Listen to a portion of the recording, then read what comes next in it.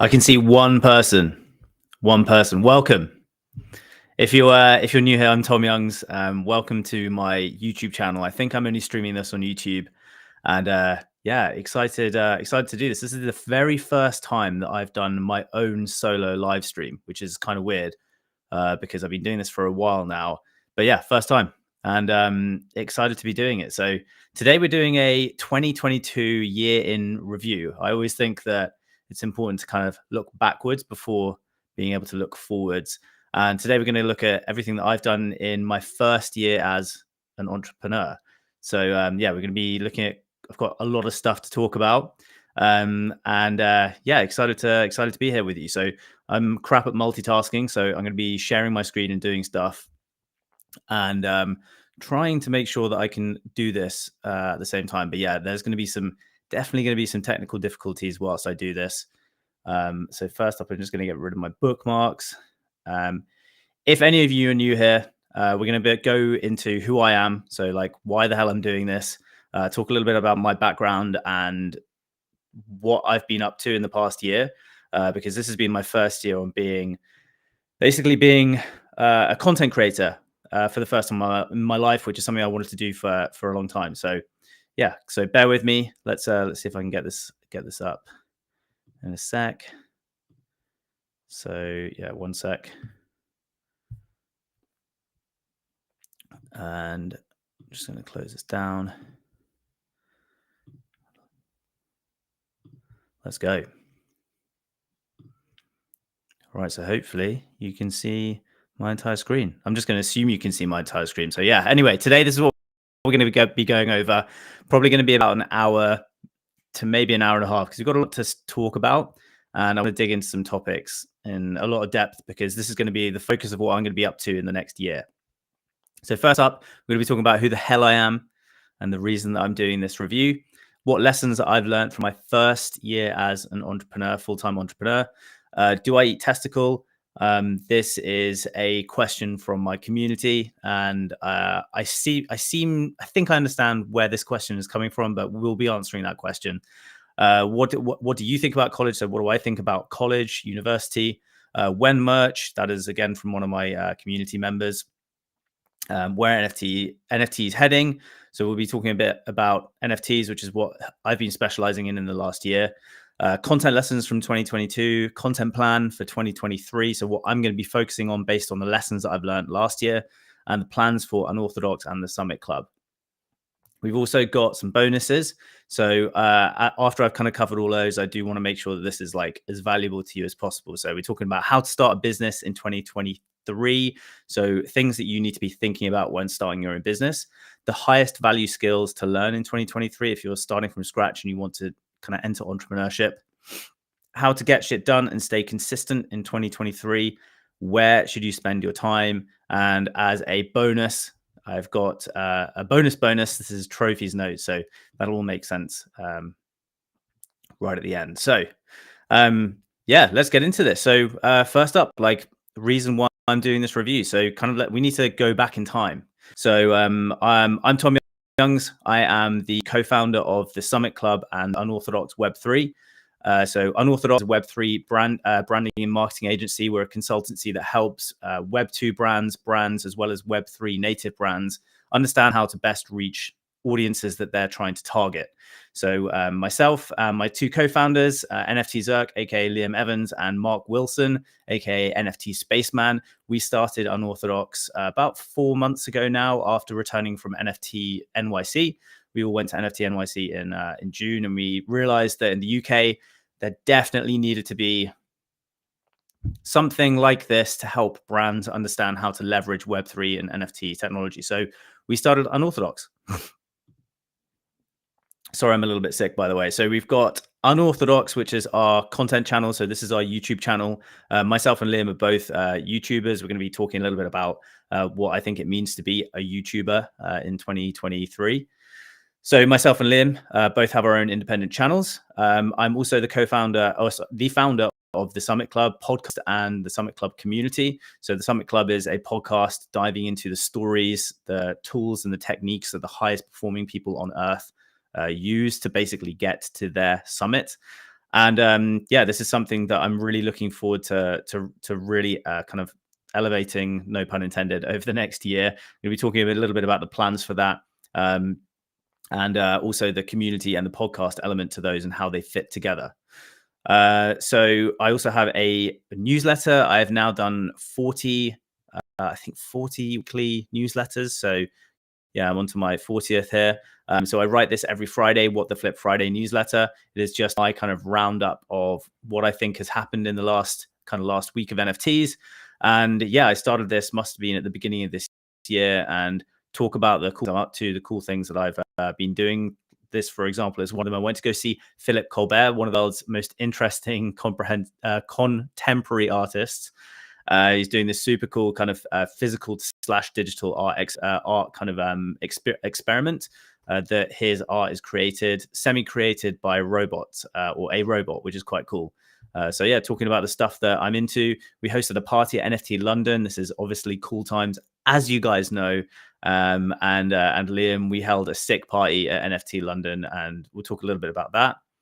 And yeah, I would highly recommend that if you wanting to understand Web3 at a kind of a more like entertainment, but kind of way, I definitely come and sign up for my newsletter. This is where I'm going to be sharing all of the cool stuff. Now, we are going to do a bit of a kind of like time machine type of thing right now. So it is exactly, it's 10 days less than 1 year when I posted my first ever YouTube video on NFTs. Now, the truth is that I actually had a YouTube channel previously, and I'm going to show you the back end of my YouTube channel, which is not something that most people show, but I've been basically spending the last year making YouTube videos on NFTs and Web3. And I started cooling off doing those about 3 months ago when to me, it became clear that this was becoming less of a topic that people were necessarily organically looking for. So I think there's a better way, in my opinion, to get NFT information out there. I think it's long form content, looking at interviewing people, interesting people, which is exactly what we're aiming to do, or what we do at Unorthodox. So we've got some cool interviews coming up, which will be super sick. But yeah, before I show you the back end of my YouTube channel, I'm going to go back to my first ever video. So this is my first ever video that I posted on when was it? So 11 months ago, and on the 14th of December 2021. And the timestamp today is the 4th of December 2022. So it's been a full year. Note that I started with 45 followers on Twitter, and let's check now. I currently have 20.6 thousand followers. So compared to some people in this space who have been in the space for a year, that is nothing. And I'm going to talk a little bit about why that is. Some mistakes that I've made along kind of over the past year, and where I'm looking to improve next year. So let's go back to my first ever video. Yeah, this was a 7-minute video on Nike acquiring the NFT brand Artifact. And yeah, kind of crazy. Didn't get many views, but then I just continued to make videos. Within the first few, I realized where things were, like where I could dig to like hype by just talking about the biggest brands that were entering the space. Adidas was one of them. So I had my first video that kind of really popped off was like 5,500 views eventually. And yeah, just was super specific about stuff that I was like, I just made stuff on stuff I thought was interesting. One of my unique angles was that I come from a tech startup background. So I looked at a lot of these. I looked at NFT projects as just angel investments. So pre-seed investments where there was no minimum viable product. There was no prior revenue streams. There was basically nothing but a concept. And so I felt like I could give my analysis and a different angle to what I was seeing in other NFT kind of project reviewers and market reviewers. So yeah, I did this for a while. Now, what a lot of people didn't know was that I actually had a back catalog of videos on my YouTube channel previously. They're just delisted now, so you can't see them. And let's take a little look behind, and you can see that I had actually been making YouTube videos for about 6 years, 5, 6, maybe 7 years. We'll actually go and see which is the first one. But I did some vlogging. I did a video on not doing a ski season, which was basically just me essentially behaving like a teenager at the age of 28. For context, by the way, I'm 34 right now, which I know some of my behaviors wouldn't necessarily suggest. But yeah, I made videos, made vlogs on stuff that I was interested in. One of my passions is skiing. I'm going skiing next week with NFT Zerk, which I'm super excited about. I made vlogs on skiing, vlogs on partying, on behaving like an absolute imbecile. And I also previously did vlogs on kind of like festivals, lifestyle. So stuff like my kind of like workout stuff that I was doing. So let's take a look at this. Let's see if this is going to work.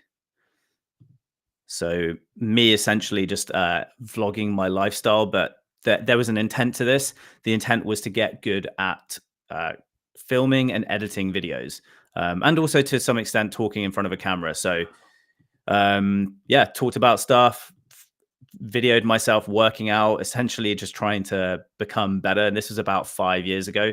A lot of people don't know this because obviously these videos are delisted, but showcasing kind of like where I was working out, trying to get better. And yeah, this is stuff that I kind of expect I'll do at some point in the future. But yeah, this is something that no one has actually seen, or not many people have seen, because only a few people watched this stuff back in the day. So yeah, this is kind of a bit of an insight into my background, because I haven't actually ever got into that. But we'll talk about the reason why my kind of channel before I started doing Web3 content already had quite a lot of subscribers, was because the first ever YouTube video that I created was one back in July 2014. And it has, up till now, I mean, it's delisted now, but it had 630,000 views. Now, this is a bit of a unique one because this was a video I posted when I was a dentist. So I was a dentist for 2 years, and I posted a video on how to create a filling, like super, super simple. But one of my special interests was coming at things from like an artistic angle. That kind of probably explains why I really love NFTs, is because there's an art element to it. So yeah, I was basically like a mini mouth sculpturer. Like that was my specialty. I basically made stuff look good in people's mouths, which is fucking weird. But yeah, I did this for like 2 years. This video was the most watched like how to do a filling video on YouTube at the time. Keep in mind, this was back in 2014 when just there wasn't anywhere near as much volume of content being produced. So this is a bit of a side that people wouldn't necessarily see, because I literally have hidden it from public view. The weird thing is that loads of people have ripped this video, because it's obviously, because it is like for a lot of people interesting. So there's a lot of there are lots of versions out of kind of that have been reposted. But yeah, this is kind of me with a bunch of tiny instruments, building teeth and sculpturing stuff. So yeah, this is probably a reminder to me that actually I do have a natural kind of artistic side to me, a creative side that I probably forget about and probably think that I don't, because I have I kind of have a more of a scientific mind, more of a not black and white, but I like absolutes. But I also obviously do have like a creative side to me, which, to be honest, again, not many people see, because I don't showcase this because it's literally hidden. But yeah, this is me doing a filling back in the day. And this is the reason, this is the reason that I had a few thousand subscribers on my YouTube channel before I started making NFT content, which some people, I'm sure some of my peers, some of my content creator peers didn't really know. So that's why. And yeah, so basically that was like 6 years ago. I started creating, that was my first ever YouTube video. So I was one of those rare cases where my first ever video was like a relative viral. It was a viral video. Like it was viral before like virality was a thing, which is kind of weird. But yeah, that was basically my first one. And then I didn't make another one for 3 years. That was after I moved to London and stuck in the tech industry. So I stopped being a dentist after 2 years. I realized that entrepreneurship, well, I actually realized in university, which we're going to talk about in a second, is the reason why I'm an entrepreneur is because I just realized I didn't want to be sat in a place where I had no freedom, and my life was dictated by others and other people's schedules. So now I get to do what I want when I want, which is pretty sick. So yeah, that's you'll never see that because it's still delisted. But right, let's go back to the questions. So first up, we're going to be doing reason why I'm doing this review. So the reason why I'm this review is because really of my intent on what I'm going to be doing over the next year, which is documenting my journey as a entrepreneur. Some might call me a wantrepreneur, but I've been wanting to be an entrepreneur since reading The 4 Hour Workweek back in 2011, which was when I was in my 4th year of university. So I did 7 years of university. And this will kind of tie into the question I'm going to be answering about what do I think about college. I did 7 years of university. I did 2 degrees. Which is why I'm a little bit older than a lot of people who do this kind of stuff. The context being that when I left school in 2006, YouTube was like 2 years old. So the information that is on YouTube, which is where I get most of my information now, wasn't there. Like when I was 18, like it was you go to college, you go to university, you make decisions based on your parents, kind of like what they recommend. That was it. So that's what I did. I wanted to be a doctor. I wanted to be a surgeon. So I went and became a dentist, and that took me 7 years to do. And so by the time I was like 25, that was when I was like, well, fuck, I don't want to do this. I think it was 26 actually. So when that happened, I was like, okay, well, I now don't know anything about business. So I'm going to go and learn about business for a few years. So I learned about business from 2015. I worked in tech startups from 2015 until 2020. And that's where I kind of built my base knowledge because I just did not know anything about the basics of business. And so that's exactly why I'm here now. I'm now obsessed, and I have been for a few years.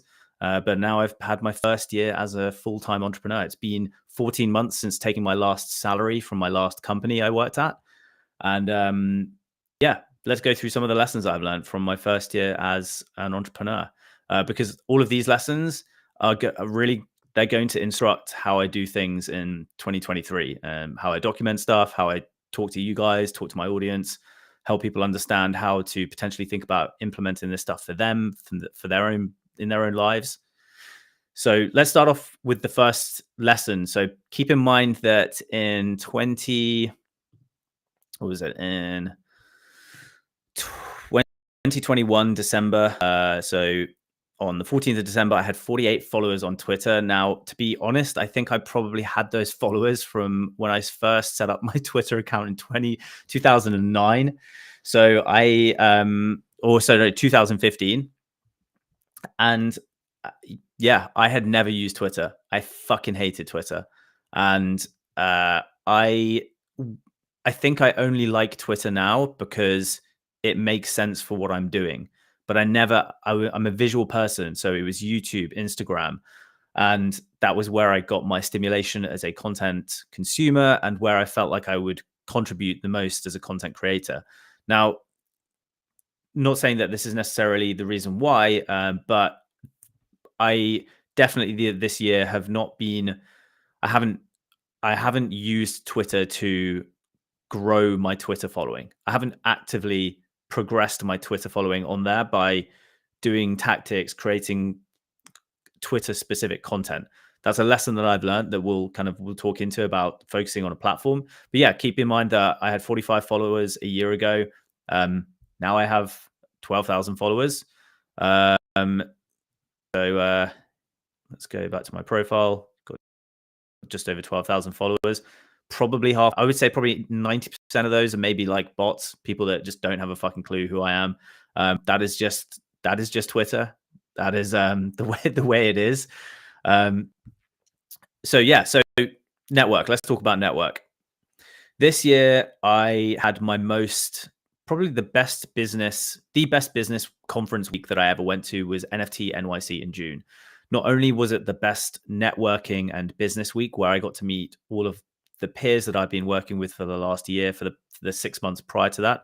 So NFT NYC happened in June in this year in 2022, and I was really lucky that I managed to meet most of, I wouldn't necessarily call them idols, but people that I looked up to in the industry. And I think I made a blog about it. We did an interview with like Bento Boy, Cade Bergman, Andre Salinas, NFT Zerk, Blockchain Gavin, Nikki G, which was sick. So we did some super, super cool stuff. I'm trying to find the video now. So here's I'll put this on in the background so you can watch this. But NFT NYC to me was like the complete junction of absolute like lunatic partying behavior, where it was partying all afternoon and evening, and the networking during the day was just basically going to lunch and meeting people. So I got to meet so many of the biggest kind of content creators, the founders, and kind of the people that really essentially are like the tastemakers for NFTs and Web3. We got to experience some super, super cool stuff. We got to stand outside the Goblin Town event when there was like thousands of people like looking at this. By the way, so I filmed this on a 1999 Sony Handycam, which was super cool. You'll see, so just in the foreground there was Raul. I'll go back quickly. So Raul down here, he is the founder of Evolve. This is a brand that myself and Liam are working with. We met Raul there. And shout out to Bryce. Bryce is my community manager at the Summit Club. So this was super cool. We this day that we were walking through New York, we met Champ. We had lunch with Bento. We met Brett. We met Nikki G. And we all did a podcast on this rock in Central Park, and it was sick. Now, obviously, content creation brought all of us together. But the biggest thing that I would say is that when you're trying to build, whether it's an audience or a business, you need to fucking find people that are doing the same thing as you, the exact same thing as you. People who are trying to get to businesses, get out to a new audience, because they are having the exact same challenge. They're the best people to learn from. I look at, for example, Cade. So Cade is someone that I've been doing weekly and now every 2 weeks podcasts for the last 8 months. So Cade is an amazing creator. I would say he is. I've said this from day one, that Cade will be a bigger YouTuber than every single one of all of these NFT YouTubers combined. I've said that from day one. And it's because he is a content creator first and foremost. He has said that he's wanted to be a YouTuber for his whole life. And guess what? It fucking shows in the stuff that he creates. We'll kind of dig into, again, one of my learnings here, but the differentiator that I see between Cade and other people like myself and others who have been creators in the space but not as consistent as Cade is that Cade is constantly thinking about ideas on what to create. That's what makes him a content creator first and foremost. I came into the space as a want-to-be business creator, business builder, but leveraging content. And in 2023, I'm not going to do that. I'm going to be a content creator first, business builder second, because I want to document what I'm doing. And we're going to talk about that in one of the bonuses. We're going to be talking about labels and how to use labels to basically force yourself into not having to make challenging, energy draining decisions every day. So anyway, network was this learning this year. Find people that are doing the same stuff as you, experiencing the same challenges as you, and have the same aspirations as you, because you will help each other out. Cannot tell you the amount of help that these guys have given me over this past year. So big shout out to everyone who I've managed to get to meet.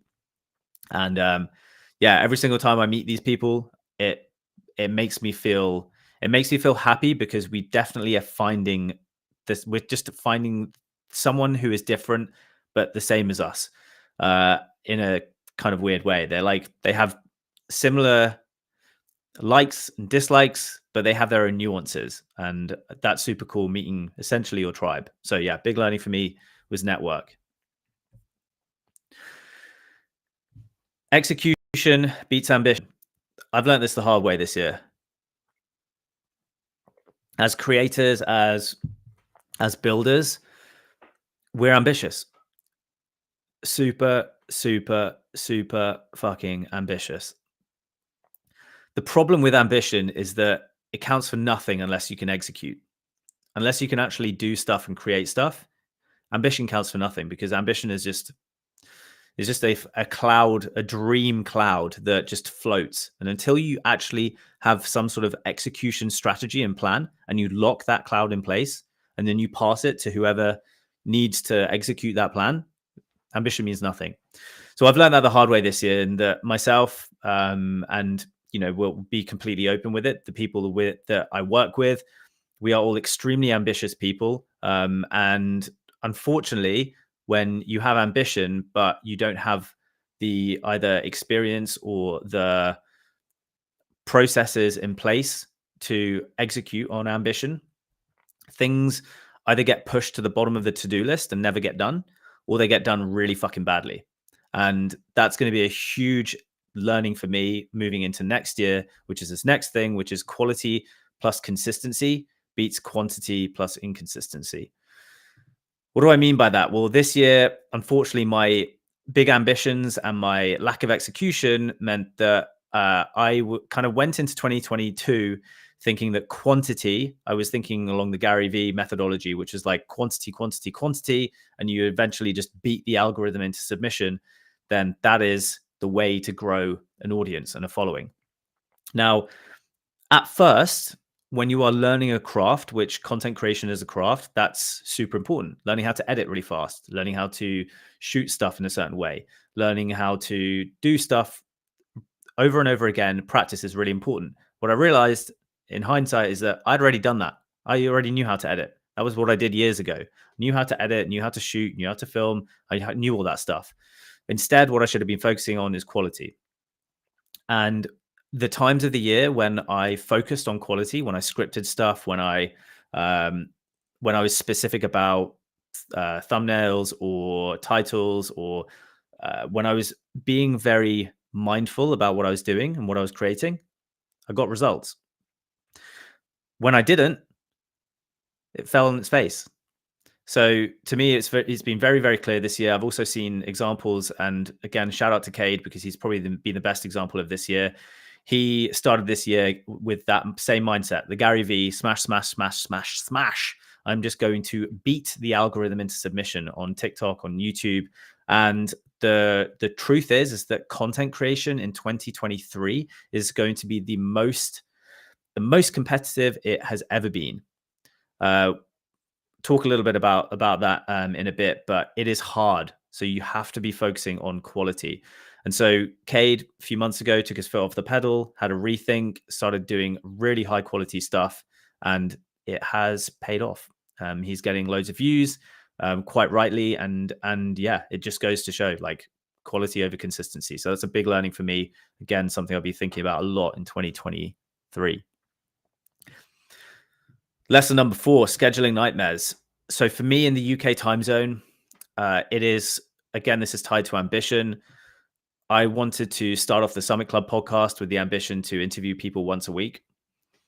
I very quickly realized that because of my time zone being in the UK, I can only interview if a lot of the people that I want to interview, perhaps they're either in Australia. I have a big audience, big network in Australia. I also have a big audience, big network in America.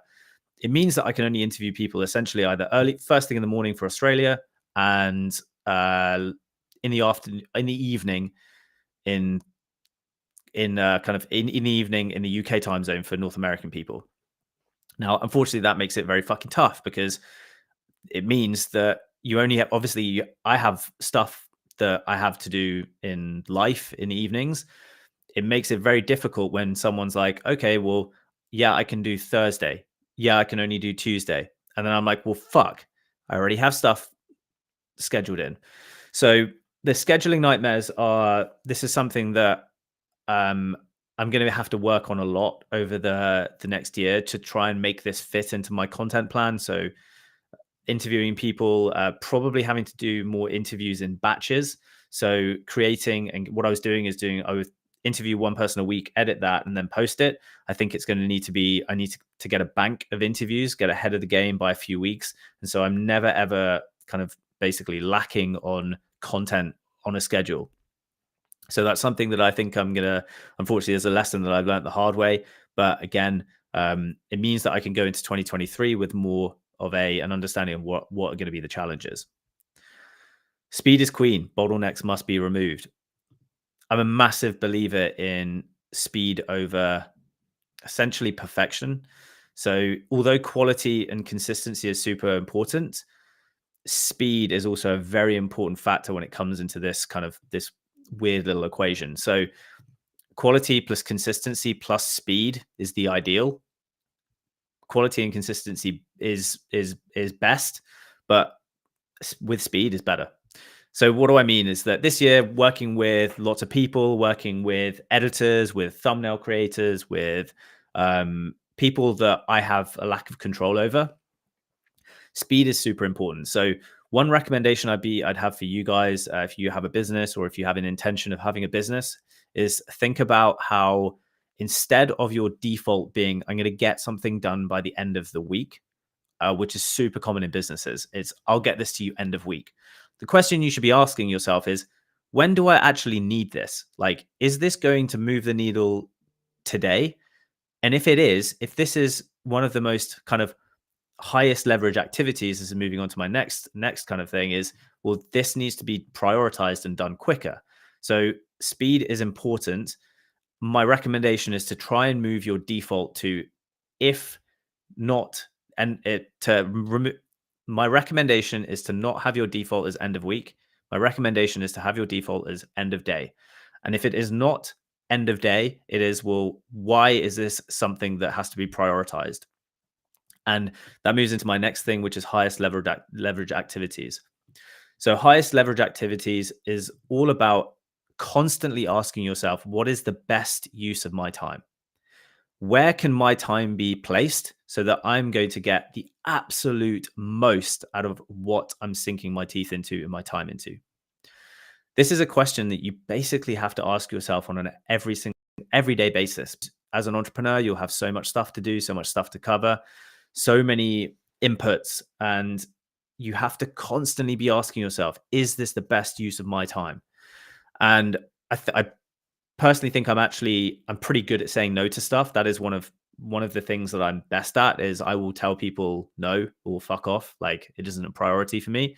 And that can be considered, like, in for some people that might be considered not egotistical, but like, the truth is that you have to be, as an entrepreneur, you have to be brutal with the way you spend your time. Absolutely brutal.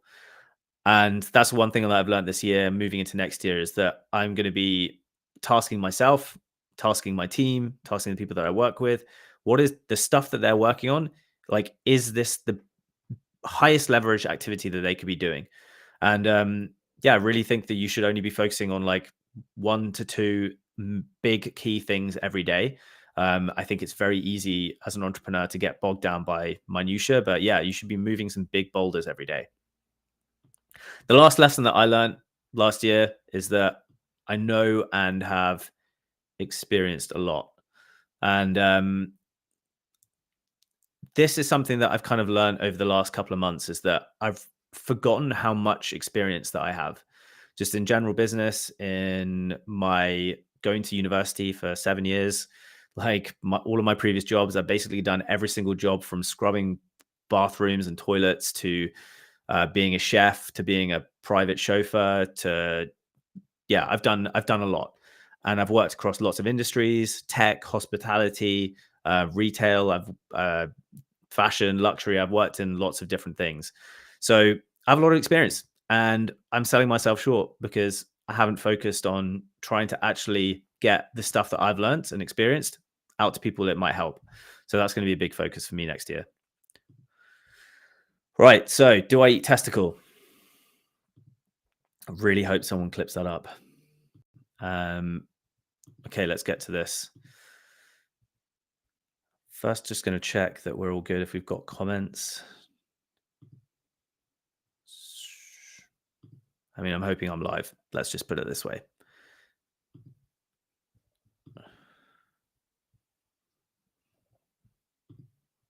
Right. Do I eat testicle? No, is the answer. And unfortunately, I think if you asked a lot of people over the last year that question, there would be more people who say yes than if you asked that question last year. And it's because of this dude. So this dude, Liver King, has been a social phenomenon, a social media phenom over the last 12 months. This guy has gone from basically having 0 followers to millions of followers across all channels. And 2 days ago, he admitted that he has taken huge amounts of steroids and says that his persona is an experiment. Now, the big kind of like the big challenge with all of this is that he has been asked maybe a couple of dozen times on camera to some of the most notable people on earth, on their podcasts, on camera, on vlogs. He has been asked straight to his face. He has been asked if he's on steroids or if he's ever done steroids. And he every single time has flat out said no. Just lied to people's face. Now, I don't give a shit if anyone uses steroids. I think that's anyone's personal choice. And I think that there are a lot of dangers that go along with steroids, but there's seemingly a lot of data to suggest that hormone replacement therapy done under the right guidance by proper clinicians and hormone replacement clinicians, there potentially are benefits to it. This dude was taking the monster cocktail of monster cocktails and basically claiming that all of his physique goals and ambitions were achieved through living off 9 ancestral tenets and not 9 modern day produced peptides, which is clearly what he was using. So this dude has been an absolute phenom and has grown massively over the last year. But in my opinion, he is a scumbag. And this is the best example that I think we've maybe ever seen of a classic snake oil salesman. So this is a dude that is selling something.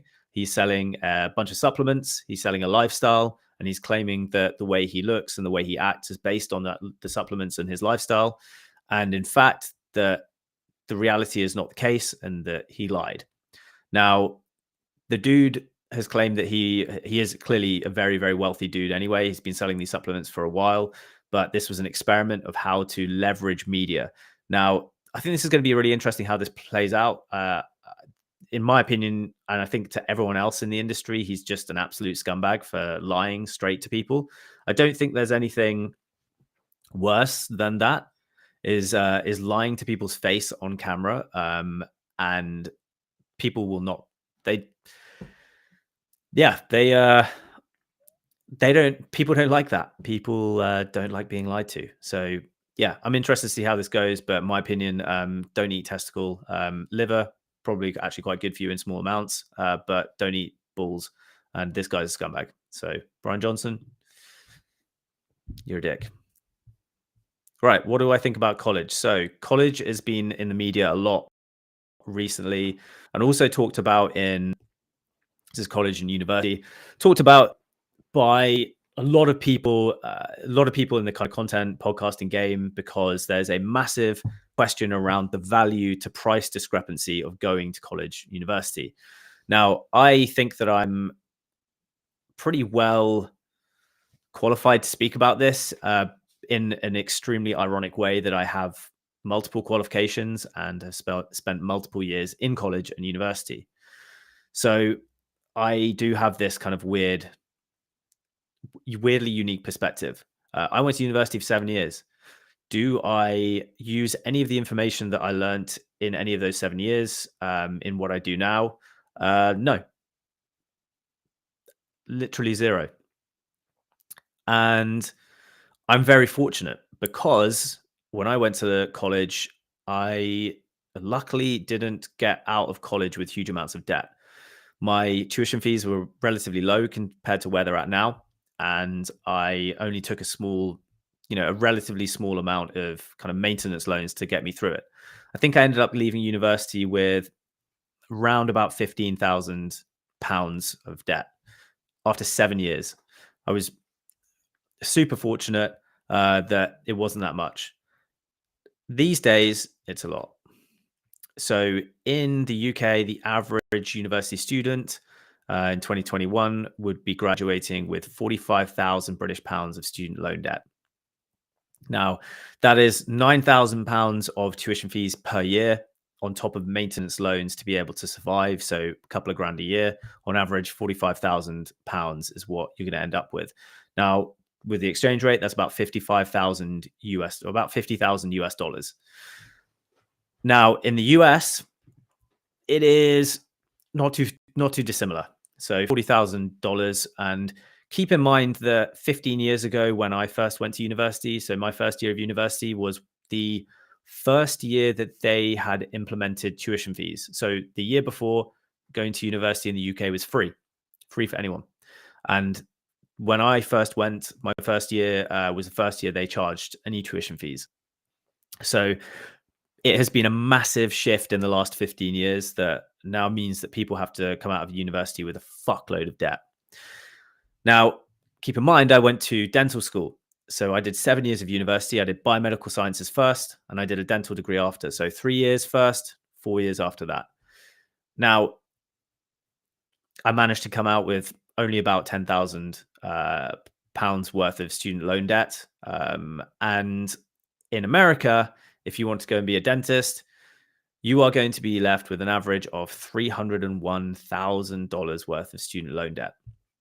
Now, granted, in America, you can earn a significant amount more as a dentist than you can in the UK. But that was one of the main reasons why I stopped being a dentist, was because, frankly, I realized very quickly that I wasn't going to be able to earn anywhere near as much as what I wanted to earn as a dentist. So yeah, I was like, fuck this. The sound of this drill makes me want to kill myself. Fun fact, there's absolutely nothing fun about this. That dentistry has the highest suicide rate of any profession. I know people that have committed suicide. It is the most stressful job that I ever did. And like I said, I've done every job, most jobs under the sun, to be completely honest. Worked as a nurse, worked as a paper boy, scrubbing bathrooms, cleaning kitchens. I was chef in a kitchen. I was a driver in the Alps on like snowy, icy roads, professional driver. So I've done a lot of stuff, and I've put myself in dicey situations, and I've had stressful jobs. Dentistry was by far the most stressful thing. So yeah, kind of crazy. So my thoughts about college. My thoughts about college is that the education system is changing massively. So over the next 5 to 10 years, we're going to see a big shift in how people learn stuff. And I actually think NFTs are going to be a big part of that. So yeah, my thoughts about college are quite simple. If you need it to be able to do a job that requires like very specific hard skills, being a nurse, being a doctor, being a dentist, all of those types of practical jobs, yeah, college is necessary. For stuff like business, for stuff like history, art, unless you're going to be a university higher education teacher, unless that's going to be your career, I don't fucking understand why anyone will go to university. I just do not understand it. People say it's for like the community, the making friends, culture. Fucking go traveling. Go and spend your like early 20s traveling the world, working in different jobs, meeting people organically. Like, if you think like the best way to meet people is going to university and like basically being put in the same place with a bunch of people that are exactly the same, you're not pushing yourself out very far. So yeah, that's my thoughts on college.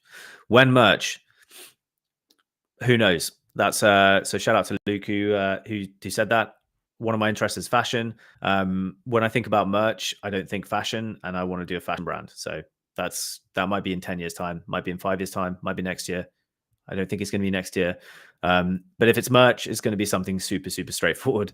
Maybe some beanies, maybe a hoodie. But yeah, like if I do fashion stuff, I want to do it properly and launch it properly. And I think the best way for me to do that is I'd like to build an audience first. And I'm maybe a while away from that. Where are NFTs heading? So one of my favorite commentators in the NFT space is Giancarlo Cho, or Giancarlo Show. I'm assuming. So yeah, this is a post from a month ago, just over a month ago. Elon is pushing Twitter towards crypto. Zuck is pushing Meta towards crypto. Also, Zuck is putting NFTs on Instagram. Reddit is going all in on crypto. They have their own NFT avatar program now. Collectively, billions of users. It's hard to overstate how much the internet is about to change over the next few years. Absolutely. And this is why I'm super excited to be building Unorthodox over the next year and showcasing this, documenting our growth and what we're up to. We're currently a business that makes within the region of like $20,000 to $30,000 a month, and we've only been going for a few months, which is kind of crazy. We think there's a huge amount of opportunity in making sure that we can bring this to a lot more people. And so, yeah, this is my take. So NFTs are going to zero. Well, perhaps not. So the crypto market was crashing a few weeks ago, and yeah, just obviously a Will Ferrell meme. This is a graph of OpenSea. You can see it goes up and it goes down. Now, like I said here, it's very easy to look at this chart and be like, what the fuck were we thinking? Well, the answer was not much. We were thinking, can we get rich? And that was what everyone was thinking. And a lot of people did. And a lot of people have subsequently lost a lot of money as well. So I kind of went through this thread and explained why I don't kind of what happened, why you can easily be fearful, maybe why you should be more bullish than ever, and also tell you where the biggest opportunities are going to be. So let's kind of go through this. So let's rewind the clock to 2021. That's over a year ago now, August, when the Bored Ape Yacht Club NFTs, they first minted. Now, in August 2021, they were selling at a 70 ETH average sell price by the end of the month. That was when ETH was 3.2K. So people were speculating $250,000 on a monkey JPEG. That was the floor price. That was the absolute basic that you could buy in at. So why was this? Well, it is the FOMO. It's the fear of missing out. And I likened it to basically that time when it's 4 a.m. and you get handed your 8th Jaeger bomb. And at the time, you know it's the wrong decision, but it feels so good. So you smash it and you wake up the next day with a massive fucking headache. Now, we're dumb. So that actually went up. So it went from $250,000 to 500,000, $500,000, which is absolutely mad. And we were warned. We were actually warned that when those Bored Apes were trading for $250,000, Gartner told us that NFT mainstream adoption was not going to happen for another 5 years. And this is based on Gartner's hype cycle. So Gartner, every August, they release the Gartner hype cycle for emerging technology. And this is where they go through all emerging tech, and they basically have a graph, a cycle graph, and they plot on this graph where each piece of tech is.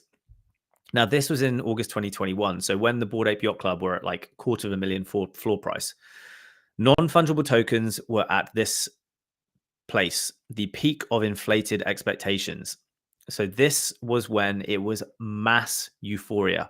Peak euphoria literally was the peak of euphoria. And if we look at some of the other technology, you can see that they're kind of riding up this curve. Now, NFTs were at the top. This is August 2021. So this was what Gartner telling us in August 2021, that things were about to get bad. Real bad. So fast forward to August 2022, And you can see that NFTs are now starting on the decline towards the trough of disillusionment. So this was like 4 months ago. Now, take a look at this graph. Do you think this graph looks familiar? The answer is fuck yeah. So August to now kind of looks like that graph. So Gartner told us this was going to happen, but we didn't know. Well, we didn't know. We didn't want to know. But the great news is there's been some amazing things by the biggest businesses on earth that have showcased use cases for NFTs. One is going to be Reddit. So Reddit launched their collectible avatars, which is sick. That was a big success. Starbucks Odyssey has fully blockchained their loyalty program. So Starbucks Odyssey is a way you can collect digital stamps for buying coffee to get access to exclusive benefits and experiences. Coachella, they had their lifetime access Coachella key that was on Solana and FTX, RIP. But that was back at a time when SBF was essentially crypto Jesus, so we didn't know what was going to happen. So we kind of excused that. But again, a great showcase of what NFTs will be used for in the future, lifetime access. So what is the key? Where do I think NFTs are going? Well, NFTs are going in one way, fragmentation. I've said this a few times. It is going into different use cases. And this is your opportunity. If you're in Web3, if you're into NFTs, your opportunity is to go into those niches, into those fragments, and become a master. What fragments? So what are you into? Fashion, music, commerce, sport, real estate, gaming, art. Every single one of those, there is a use case for NFTs that you will have an opportunity. If you are into Web3 and you understand NFTs and you're also into gaming, the Venn diagram and the crossover between those two things, that's you. And this is your opportunity. So make the most of it. Learn the tech as best as you can, and you will be able to flourish. So this is your chance, right? Like Gartner Hype Cycle predicted 5 years. So, we've got 3 more years basically, because it's been 2 years now. So you're still early. So yeah, biggest advice is stay away from the drama. That's my biggest advice. Stay away from all the drama. Subscribe to my newsletter. Obviously, you have to shill yourself. So yeah, that's one of my learnings from last year. Shill myself more. So where do I think NFT is going? Fragmentation. So pick your poison, learn the tech, and become one of the experts in your field. Are you a gaming enthusiast? Look at NFT gaming. Are you a fashion kind of enthusiast? Look at how all of the biggest brands, look at how Nike and Azuki are adding kind of like NFT physical digital tech into their offering. So it's out there. Content lessons from 2022. This comes back to what I was talking about earlier, is quality over quantity for the same reason. I didn't ideate frequently enough. So I did not sit down and I didn't write down lists of things that I could create. And that actually ties back to, I just didn't back myself. Now I've gone through this process of like listing out stuff that I can talk about. I could probably keep writing a list for days. So the list is endless. And luckily, I have a whole Notion and a note-taking platform that I have all of my notes that I've learned from books, articles, blogs, podcasts, audiobooks. I've got it all in here to kind of dig out from. If you guys are familiar with Ali Abdaal, he talks about a second brain, and this is what your note-taking app is. So you can use your second brain as a way to create content, which is my plan for next year. Big learning for content. As a solopreneur, you have to pick your platform. It is so tough as a single entrepreneur. You don't have a team, you don't have revenue, you don't have money to be able to spend for editors, for thumbnail design, all of this stuff, to be able to get access to all of these different platforms and do them properly. So you have to pick a platform. Is it Twitter? You're good at writing? Go on Twitter. If you're good at writing, look at LinkedIn and Twitter. You're going to have to create different content for those two platforms. But if you're not there is so much opportunity on LinkedIn. Twitter, I think, is going to be a big one for me next year because of the way Elon is moving it towards a potentially more video reliant platform. Huge opportunity there. So I'm going to be focusing on short form content that's more digestible in places like Twitter, TikTok, Instagram. Content plan for 2023. My content plan is simple. I interview the best performers in the world. I'm going to be interviewing them on the Summit Club podcast. I'm going to be repurposing content from that podcast. So I have short form clips and shorts that I can post on YouTube, on Instagram, on TikTok, on LinkedIn, on Twitter. And I'm then going to be doing kind of scripted short form content. So shorts, TikToks, Instagram, stuff that I'm talking about my experience, the lessons that I've learned. So long form, short form, and then unorthodox. We're going to have our podcast where we interview someone each week. We talk about NFTs and Web3 and technology and business. And we also do the same, repurposing short form content from those main long form content pieces. So simple in theory, in practicality, when you're trying to run a business and grow a business, dealing with posting multiple times a day, creating, cutting content, you need a team. So we're going to need editors, we're going to need social media managers, and that's what we're going to be kind of detailing over when we grow Unorthodox and the Summit Club. So let's talk about that, because we are hiring a social media manager starting tomorrow, which is pretty sick. And they're going to be responsible for managing posting across our like main social media channels. But yeah, let's talk about plans for Unorthodox. So just to remind you what Unorthodox is. Unorthodox is a Web3 consultancy and marketing. Actually, we're a full spectrum. We can do everything when it comes to launching an NFT experience, whether you're a brand, whether you are looking to just launch something in Web3 specifically, we can do everything. Now, we kind of realized over the last few months that we can do everything. So we're going to do everything. And the reason when I say we're going to do everything, we're going to be testing doing things. But at the same time, we're going to be focusing on specific niches. One of the biggest errors that anyone can make is doing something too broad and not having a target customer. So that's going to be something that we're going to be working on over the first few months of the year, is like figuring out who our best target customer is. I'm going to be doing these Q&As every month. So we can talk about that and talk about the challenges around finding a target avatar to go after. The plan with Unorthodox is super simple. Next year it's just a case of like scaling a business. And when I say that's super simple, it's actually extremely hard. But this is the reason I'm not going to give any more details around this at the moment, is because this is the process that we're going through internally over the next month, is actually coming up with the 2023 plan, which we'll be able to obviously talk about over the next few months. The plan with the Summit Club. So the Summit Club at the moment is a podcast and a community. And what we're going to be doing is we're going to be tokenizing this at the end of the year.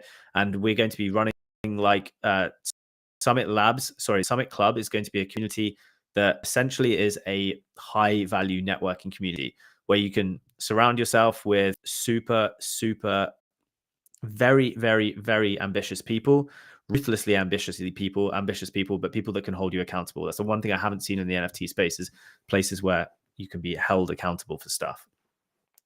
We're going to help give people clarity on what their goals and ambitions are. This is a big piece that I think people miss out on, having clarity on what that is. Immersing them in their journey. So figuring out what they need to do to be able to get them to their destination. And then ownership. So having total ownership on what it is they're trying to achieve and how to achieve it.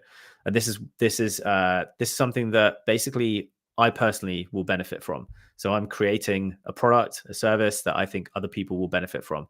And it's better doing it together. So super straightforward. We're just doing, this is just going to be for 111 people total max. And yeah, lifetime membership is basically a few $100s. So personally, I think it's super valuable. So if you want to find out more, come over to Summit Labs /the Summit Club. If you go to Summit Club on Twitter, you can find out more there. And if you want to get involved, join the Discord. The Discord is on the website. So click on that and it'll take you through.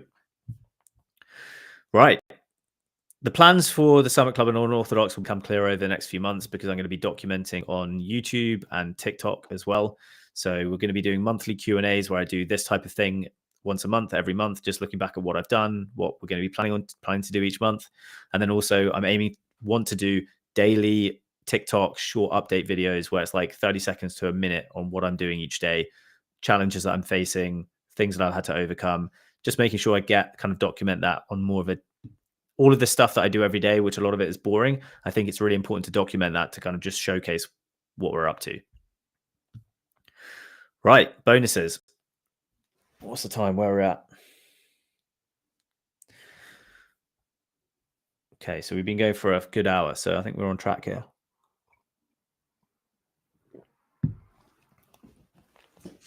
So one of the biggest challenges I think entrepreneurs have is they just don't know what their purpose is. They don't know why they're doing anything. They think it's money, and then they get money and they realize, fuck, it wasn't money. There was no purpose. They just learned how to play a game super well. There was no fulfillment. And this is the one thing I think that you really need to question yourself. Because if you don't understand your purpose, you will end up being miserable. Now, my purpose is quite simple. My purpose is that I want to be able to take care of my parents and pay forward the privileges and the sacrifices that they made in giving me everything that I have been lucky and fortunate to have. And that means that I will do anything and everything I can to get there. That's my purpose.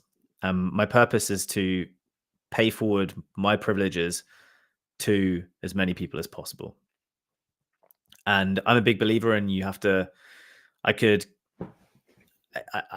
I want, my aim is I want to give as much as I can and help as many people as I can. And I think that's going to become clearer on how I'm going to do that over the next few years. But that's where I want to get to. I want to move away from what feels like the selfish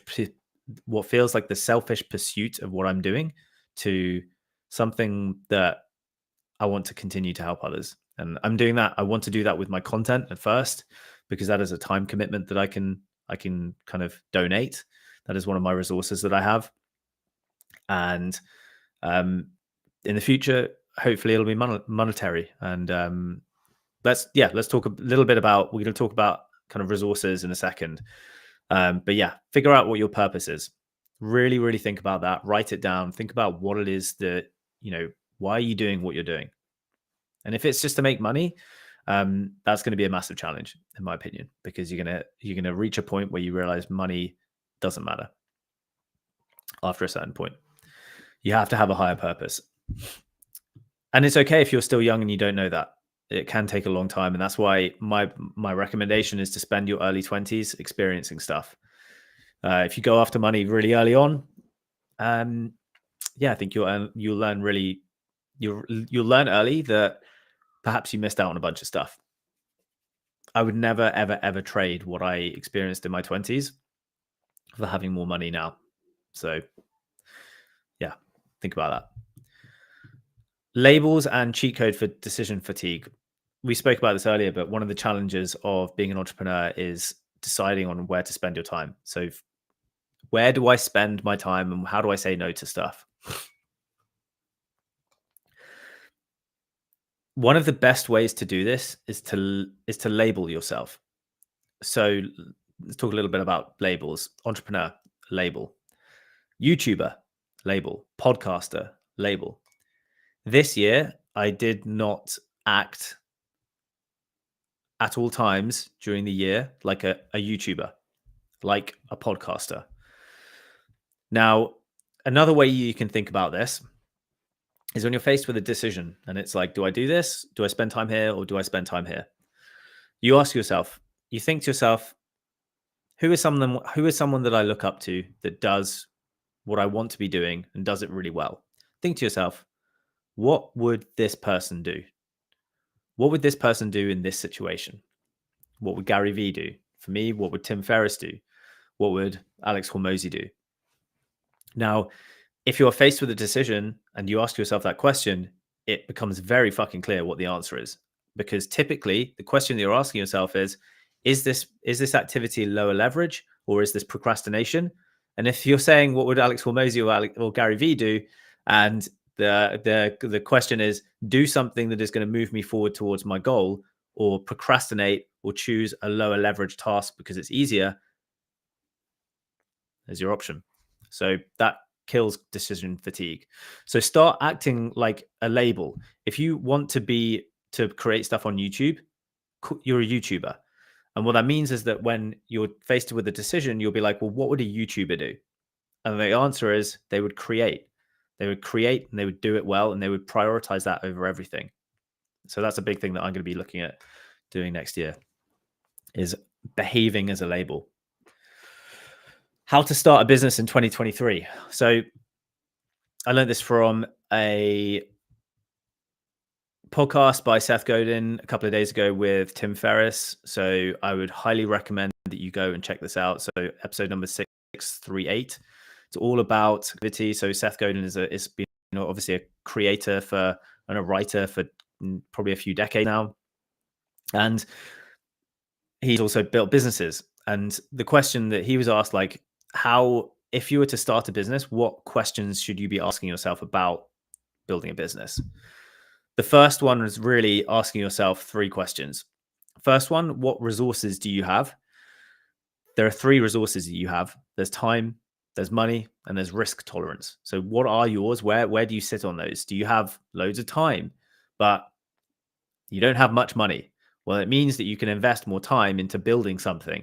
You might have less time. You might have a family, but you might be sitting on a big bag somewhere that you've saved up, but you really, really, really want to do this business and it's been a dream for you. But you might have low risk tolerance because you have a family. These are all the 3 kind of elements that you need to kind of weigh in with each other. I'm super, super lucky. I'm at a time when I have the most time. I have the lowest risk tolerance. I have tested my risk over the years. So I've done things that I know most people would never do. And from a risk perspective, that is, people would think stopping being a dentist would be an extremely risky thing. I didn't see it that way. I saw it as this was an opportunity to do something that I really love doing. And I have absolutely no regrets. And it was the best decision I ever made. So I have really low risk tolerance. I'll take swings. I'll take swings all day. Who do you want your customers to be? Because if you hate your customers, you'll end up hating your business. This is something that I've learned many, many, many times across lots of businesses that I've learned, worked at.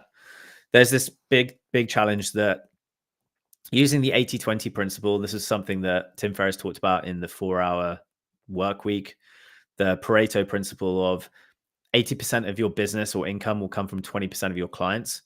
And also like 80% of your bullshit that you have to deal with will also come for your 20% of your clients. So there's a couple of things that you need to think about when, who do you want to be? Who do you want to be your ideal customers and clients? So for me, for example, on Orthodox next year, we have got decisions to make about who do we want to be our best, our ideal client. Is it luxury brands, like billion-dollar luxury brands? Is it middle of the road fashion brands? Is it alcohol brands? Is it any number of different kind of like verticals that we could potentially go and work with? And the question we've got to ask ourselves is like, what are the challenges with working with a billion-dollar luxury brand? What are the potential headaches that come along the way? What is going to be the profit of doing a deal and delivering work for a company like that? And I'll tell you, if you get this wrong and you end up working with the wrong customers, people that aren't the right fit for you, or turn out to be a pain in the ass, you'll wish you had never fucking signed them. So think about this before. Think about who do you want your ideal customers to be before ever going into this. Last question. What do you want to get out of this? Do you want your business to make your everyday life better? Or do you want to toil away, grinding yourself to the bone until the eventuality of potentially winning a prize right at the end? So let's talk about that, because there are a couple of different, there, in my perspective, there are two main types of businesses, or three main types of businesses. There's freelancing. So you are a solopreneur and you have a service and you basically trade your time for money. The kind of the upside to that is that typically you have freedom over like where you can work, depending on what you do, who you work with. You have all those options. The downsides are you're never going to earn $10 million. Unlikely, very, very unlikely you're going to be able to scale that as a freelancer. So that second is doing a service-based business model. So I have a service and I sell that service to other people. Now that's what we do at Unorthodox, and that typically has high profit margins. It typically means that you're working with people on a kind of like retainer basis where you have monthly cash flow, and overheads can be pretty minimal. Then the third one is a venture capital backed business. So VC backed business that you take on outside money, whether that's loans or it's either equity based loans or you're just getting a load of cash for equity in the business. And the prize at the end of that is that you might be able to sell the business at some point. Now, I've worked for many startups. I've currently got a bunch of cash tied up in a startup that I used to work for that was looking like the most likely chance of me being able to get an exit kind of package out of it. So that may or may not happen. The likelihood of a tech startup either exiting through acquisition or going through a public sale is super low. Super, super, super fucking low. So I've seen it sadly many times. I hope the people that I have worked with who are not seeing this, but I've worked with many people who absolutely ended themselves for a decade by putting everything that they earned, owned, time, sweat, blood, tears into their businesses, and there just wasn't a product market fit, and they got nothing at the end of it. Absolutely fucking nothing. And with an ego that was, in my opinion, irreparably damaged from the pain and the anguish for going through that period. So that's the question. The question is like, for me, it's quite obvious. Running a service-based business model with high profit margins and scalability versus a kind of a startup-based kind of equity-funded business where you have investors, VCs breathing down your neck every single month, looking at your P&L, looking through your P&L with a fucking microscope. If you're a small business, in the case of people like FTX, they weren't looking at it with a fucking anything.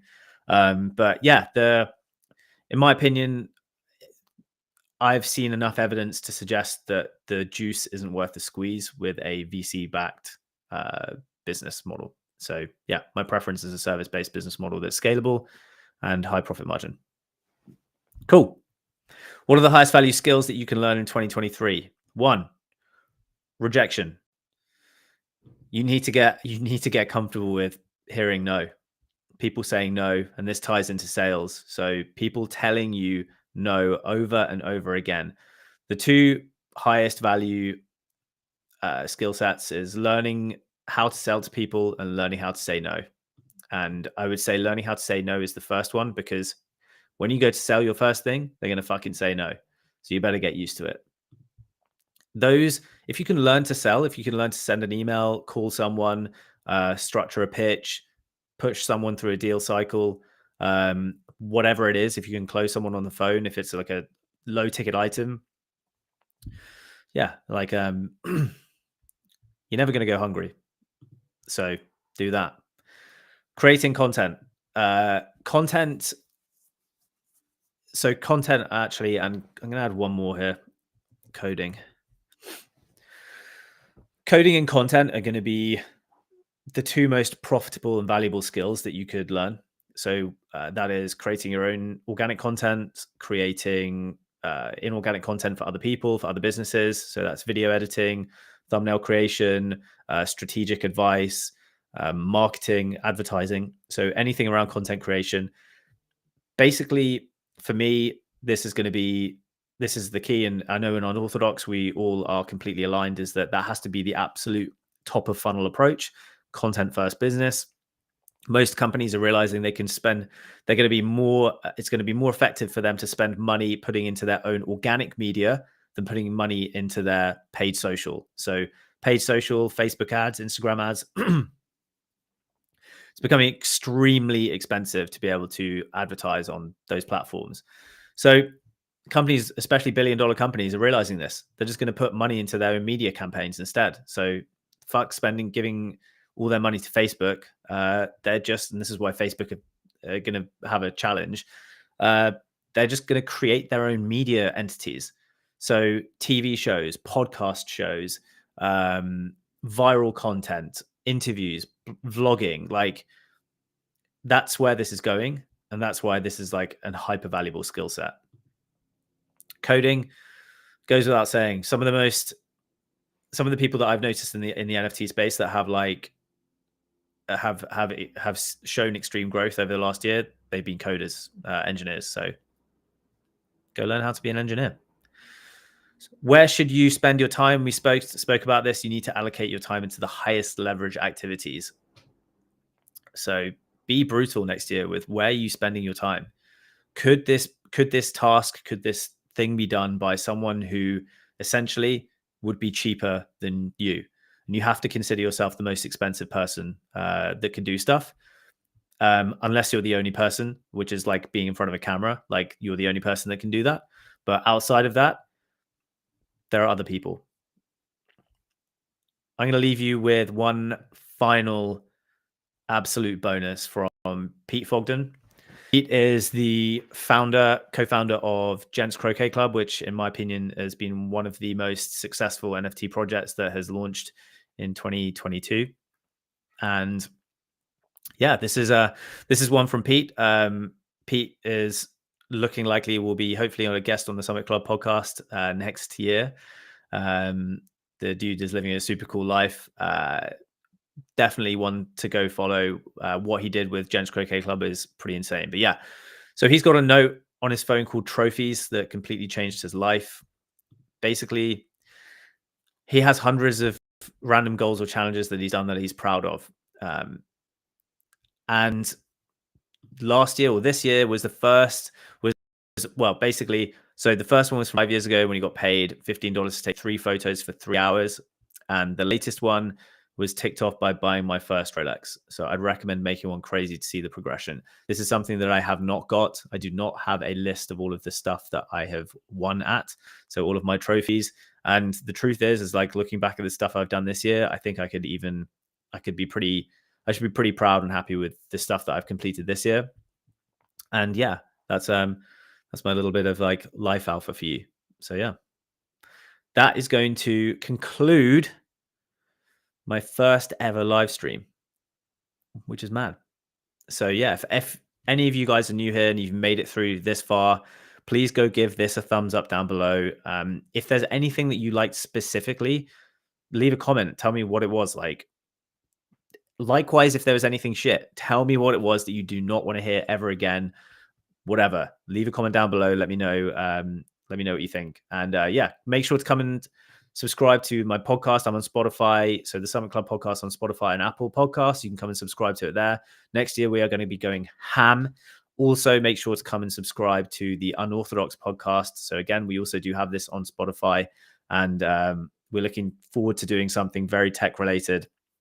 And if you want to learn about tech, I've done this whole intro to Web3 series on the channel, which you can learn about Web3 and at the very, very basics. So yeah, come and take a look, and then come and follow me on Twitter, because this is where all the fun is happening. And also go join and connect with me on LinkedIn. I'm going to be going ham on LinkedIn.